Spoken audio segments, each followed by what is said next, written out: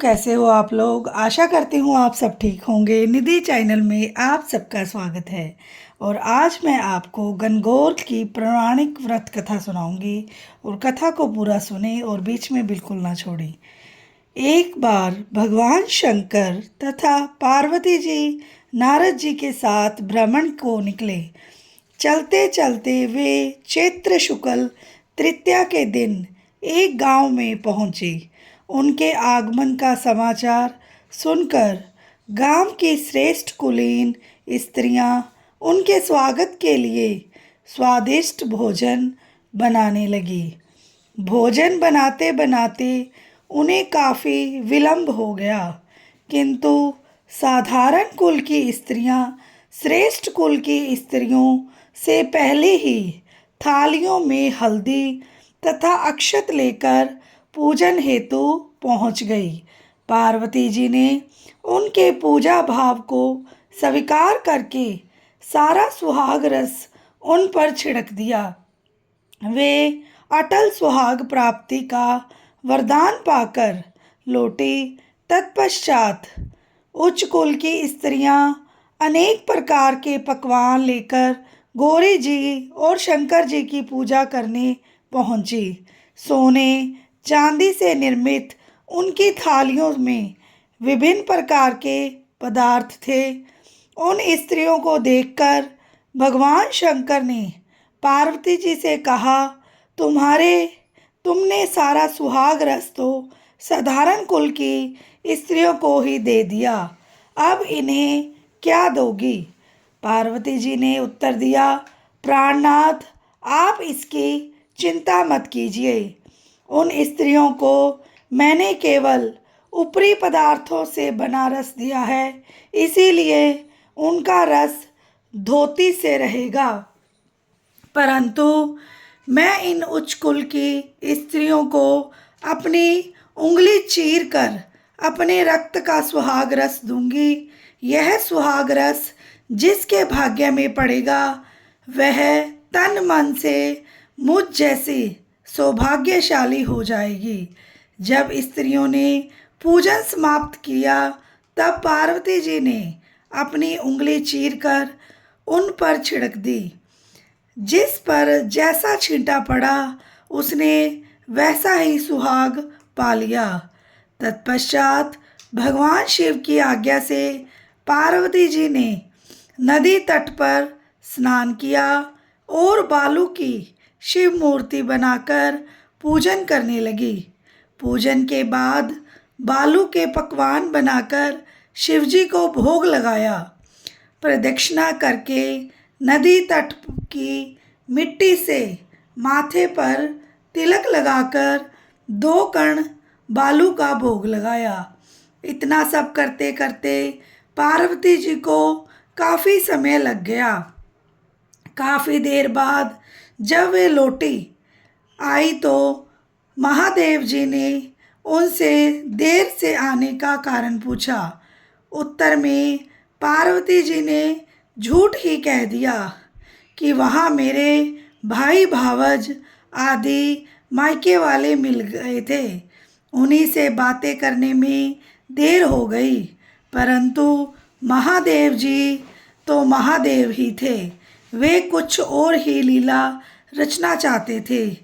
अतः उन्होंने पूछा, पार्वती, तुमने नदी के तट पर पूजन करके किस चीज़ का भोग लगाया था और स्वयं कौन सा प्रसाद खाया था।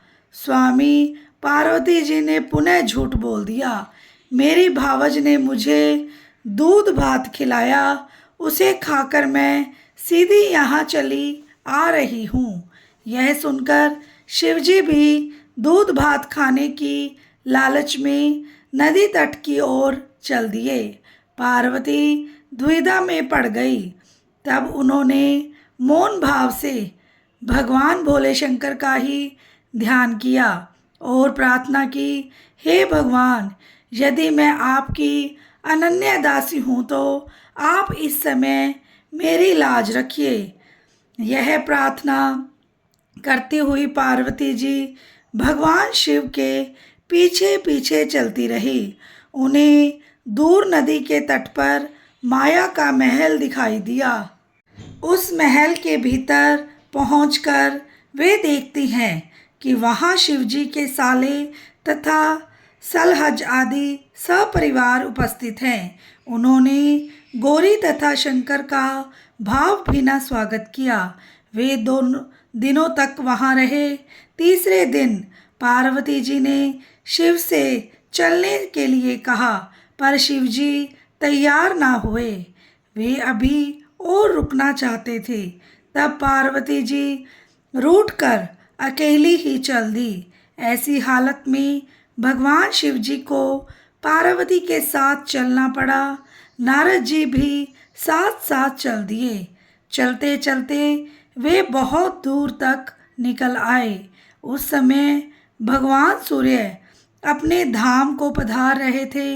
अचानक भगवान शंकर पार्वती जी से बोले, मैं तुम्हारे मायके में अपनी माला भूल आया हूँ। ठीक है, मैं ले आती हूँ। पार्वती जी ने कहा और जाने को तत्पर हो गई, परंतु भगवान ने उन्हें जाने की आज्ञा न दी और इस कार्य के लिए ब्रह्मपुत्र नारद जी को भेज दिया। परंतु वहां पहुंचने पर नारद जी को कोई महल नजर न आया। वहां तो दूर तक जंगल ही जंगल था, जिसमें हिंसक पशु विचर रहे थे।